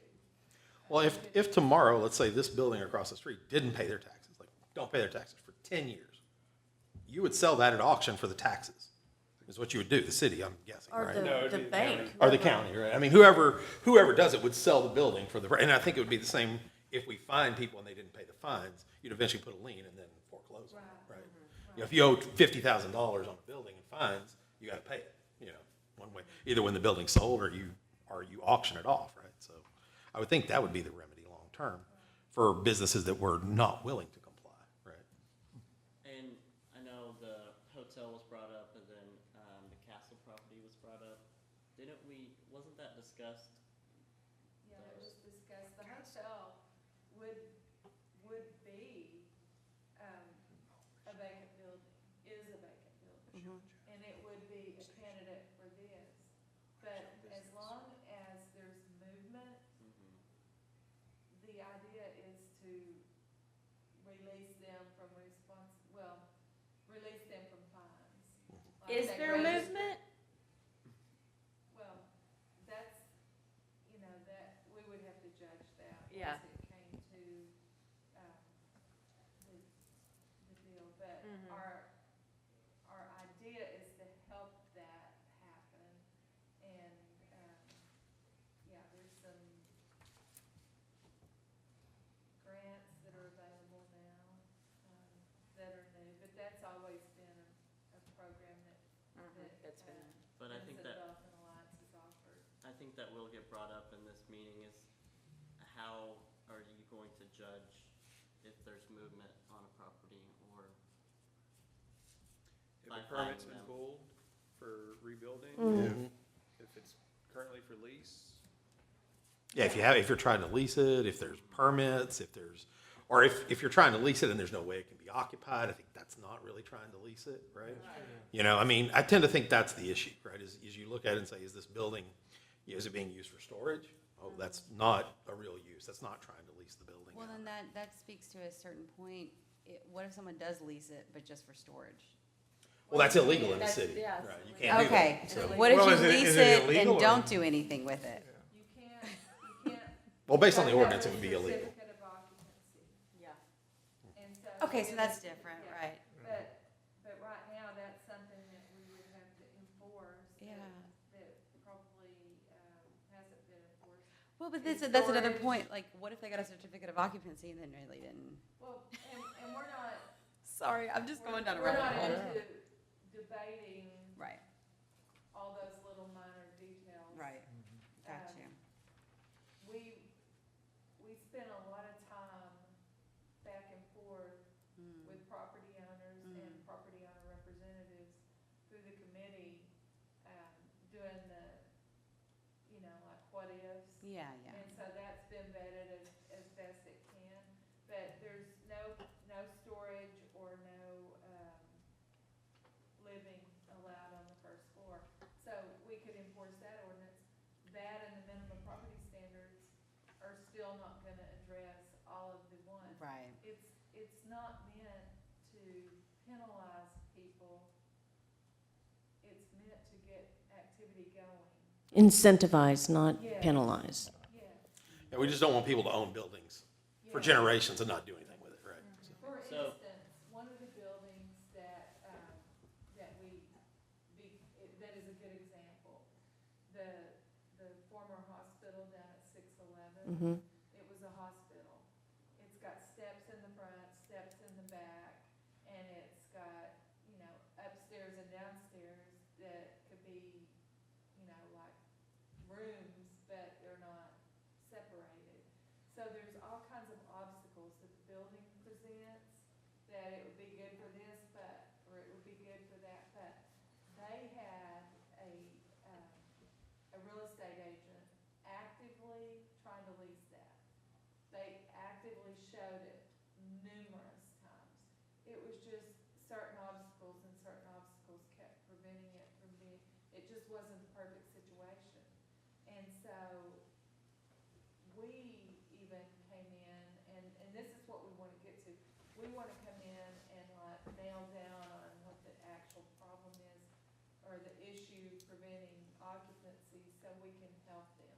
Sometimes it's because the building is not in good shape. Well, that means that the neighbors have a liability as well, because that building is not in usable shape. And so it's just to try to narrow that down. And so it's really either property rights or, this ordinance. And I can appreciate the opposing view, but not the argument. Right. Yeah. The nitpicks. Yeah, there's certain standards they have to maintain downtown because everybody's connected down here. Right, and that is what's unique, because you can take it all over the city, but the buildings are not connected, which means that, there could be a fire, there could be. And they're not the age down here either. Yes. True. Down here. Yeah. So it is a unique situation, but, I would encourage you to try to come to that meeting, because like, I don't, when you're on the spot, you don't always think of the right answers. You know it, and you know it's there, but sometimes you're slower. You guys kind of know, like, the council's ultimately going to have to decide. I can only present this, and the opposing, people can present as well, but the property rights issue is the argument, I think. Okay, when's that meeting? The November 18th. at 6 p.m. in Capitol Chambers. So, like the storage we have on Main Street right now and the castle property with them living on it, would that be like grandfathered in? How? I would have to look back at the dates, but in my mind, the castle property was before the ordinance. So is I the don't- storage place. Yes, That's what I would- by Radio Vision, the Uh-huh. storage, that was grandfathered in. Donna, Adams definitely is grandfathered in. She had a studio and still does for all practical purposes. I don't, you don't see customers going in there, but it's her studio, and that isn't allowable. So it's like her office Yes. is there, so it's a commercial, It's a commercial. it's functioning as a commercial business. So we're not trying to get that, but it's, between the city hall, nobody comes to city hall to shop. And then, you've got some vacant properties on this block. That keeps people from walking down this way. So you've got Heritage Park, that, this, to get to that side, and it's a deterrent. And so, Yeah. Now, you, in the second 2 points in the meeting summaries, you talk about grants and incentives. Is that something that's in response to this? If there's a building that's of concern, that there's grants available to assist? Is that what that's about? yes. And there always has been, but there is a formal grant that Denison Development Foundation has that will allow them to work on the inside. So it says in here that there's actually, both of them make a point of targeted building projects. So is that something So that you're it's targeting not- the people that would perhaps be in violation of the It's not ordinance? necessarily available to everyone. It's available to those targeted buildings that are obstacles, that have obstacles in, like, the hotel or, the peanut building. Yeah, That have had multiple people look at it, try to make something happen, and there's just something. Something's in the way. Yeah. so on the DDF there as a ex officio. So there, 2 new grants were created, targeted business and targeted building. So that way, we can say, hey, we really want a Greek restaurant. We have 2 Italians, 2 this, 2 that. This is a new target downtown, or daycare, or whatever that is. So they'll say, hey, if you're one of these, this is our next target, what we got downtown. And then on the targeted business, it's gonna really come from this list in the ordinance. Hey, we didn't know it, but look at this, they don't find, they don't do this, they don't do this. Let's make one of the target, and that targeted building will be a very small number, like, hey, right now, I think 4 has been identified. The Rialto, the hotel, the Travelers, and the cat 201. building. 201. Yeah. The cat building, 201. In case y'all didn't know, there's a herd of wildcats in the building, And the peanut building. and the Yeah, peanut there's building. always a cat in the window. So on those incentives, it's not the same as the facade where it's like, hey, you'll get 10% or 15% back. It's like a, what do we need to do to get this to happen type thing. It's open-ended. It'll still have a certain amount, but it's like, let's incentivize these folks to get on, and this list will help a DDF identify targeted buildings. I heard the Travelers sold. I heard, but not 100% sure. I would say it's not official. I didn't see it come through my desk. I heard the rumor too, but I don't know more than that. It's just a case. It's probably in the due diligence period if it has. Yeah. That would be my guess. Yeah. I do know that Tangles is moving. Oh, really? That was fast. Well, They're moving within the district, right? yeah, they're going into my old building, 310, because we're working on signage right now. But I think they have to be out by next month. Where's 310? Whose title is it? I think they said November Next door to Benchmark. Is somebody moving into the Tangles building, or? It's where the Sims group is. Yeah, Sims Group has moved out, yeah. Oh, They okay. have the gas oven. Whereabouts on Main Street is that? Yeah, it's just right down here. Okay. Right next door to Vintage. Vintage Market. Oh, okay. Is, Bill Kennedy going to utilize that building? Yes. Does he have somebody else coming in, or just? No, it's gonna be the law firm. Yeah, they need the space. They need it. Is he moving out of his other one completely? I know they're upstairs already, Yeah. and they've been working with Tangles, because Tangles signed a 5-year contract. And, I thought he was gonna take over the whole building to begin with. I was so confused when Takeover Yeah. moved in. well, so, from what I understand, he's buying her out and moving her. Hmm. So, he's agreeing to pay Nice. to have things redone for her. Wow, that worked out pretty good. So, that's happening, and I know that she was saying that they're hoping to be in the next 2 or 3 weeks. Good. Yeah, the rumor is supposedly a winery has looked at the Peanut Building and the Travelers, and I think they're under contract on the Travelers. So, fingers crossed. Yeah. It's such a cool building. All right, and then on to organization committee. That was the, Design. That was by design. Oh. No, I was joking. On the design committee. just a lot of, discussion on the dumpster, All right.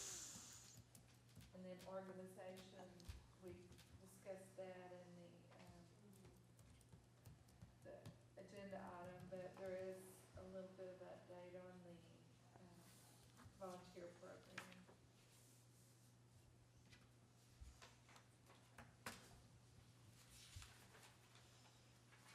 So, the volunteer, what you have to sign, you don't have to use both you don't have to use your social security number this time. That will run most, background checks. And so that's taken out of the equation, which should, help a lot of people with their comfort level to do that.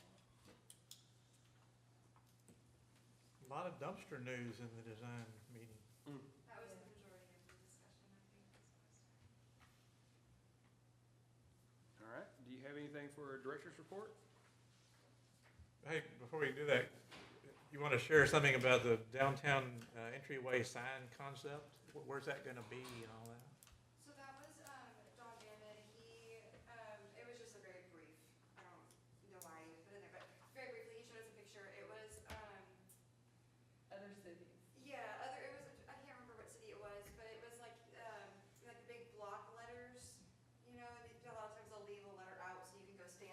Yeah. be the Yeah. letter. Yeah. It was one of those. Oh, He okay. said You that could be would the Not eye an of Denison. archway or something? No, not Oh, an okay. archway. Yeah, it was more, something off to the side, kind of, that was a big arts kind of installment, but also a sign that says Denison, that people can go be the eye. So since it's an entryway sign, where is that entrance? I mean, where's it gonna be That placed? wasn't necessarily discussed, it Was was just just like a something that mural. he had a picture of and thought. It's like a would be side cool. note. Yeah, it was just a cool. Well, Denison it was would just take me up in a the big beginning, space. and then All right. that was very intensive here. So are we ready? Yes, ma'am. Today is Samantha Patterson's 2-year anniversary. This, I didn't realize that. And I'm beyond excited. Yay. So yeah, we're really happy to have Sam. We love you, Sam. When's the party, Sam? Yeah, where are the donuts, Zach? I feel like it's not a. I can go get them. They Like ate that. them yesterday.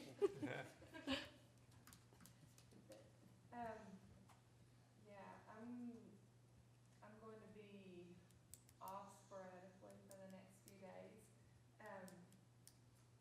And so I'll still be reachable by phone, y'all can get me. Let's see, They're gonna be off celebrating Sam's anniversary, is that? She's just excited she can step away and someone else. Yes, Oh, no, that that's is a big, celebration. that's big, that's big. it is nice, and, we're missing Grant today. He's, keeping his kids while his wife is away. And so he thought he had, childcare, but that fell through, and so he's able to take off. Isn't that great? Yeah, it is. I'm real proud of how, we can still function. Mhm. Yeah. And one of us, or two of us. So yeah, and I've missed a lot this week and, week before, so it's been Yeah. good balance. Yeah, we can still function. It's time to do our calendar card of events, and the deadline is tomorrow. So that was why I asked, if DDI wanted to add that in. I thought that was good. And we talked about some different categories for these, like shopping or festival, so the person looking at it and coming would know what they're getting. Not be disappointed if it's not a shopping event or a shopping event when they think it's a festival. So, the other thing is Texas Downtown Awards are, there's the Texas Downtown Conference in 2 weeks, is that what, or a week and a half? Week and A week and a half in Waco, and so we're all going. Jordan's going with us, and Sam and Grant and I will be going. And we are, as a finalist, we submitted several more nominations, but we're a finalist in the Visitor Center and for the best Texas Downtown. And so, We should feel real good of our chances, Right. but this is GAMSA award that we won't know until we get there. And, so that's just an exciting time. I'm presenting, I'm on a panel, and then I'm presenting about telling your story. So that's going to be good. Immediately afterward, Grant and I go to Corpus to the music-friendly, event. It's called Sounds and Cities. And so we'll be down there. Sam and Jordan will come back, I guess. And, so that's happening. Oh, we need a basket, Yeah. a giveaway, for the Ennis Reed auction. Hopefully, we will be told that we get an Ennis Reed grant. And, that would go to fund kind of our photo op, for the streetscape. We've got, it spells Denison in large letters, and it's got a heart. So it's a big visual, and we'll go on one of the corners, and so we've tried for a grant, to get that help with it. So hopefully we'll get that, but to fund the thing, they have options, and so we need, wine, Whiskey, whiskey would be good, overnight stay, we can put t-shirts in there, just anything. I think if somebody didn't come to Denison, they would still find value in the basket. But, you know, we want them to come here. The idea is to bid and raise money for the Anna Street Fund, who is the founder of Texas Downtown. Where's the auction taking place? At the event, I'm not sure if you can do it if you're not there. I don't think so. At Yeah. least last Before year you was- haven't been able to, they may be doing something like that. They should, wouldn't be a But bad idea. it's at the event. It's just before the award ceremony after This- the conference, so it's in Waco. Oh, okay, the Okay. one at Waco. Yeah. And that's all. All right. So at 10:22, let's adjourn the Main Street Advisory Board meeting. good meeting.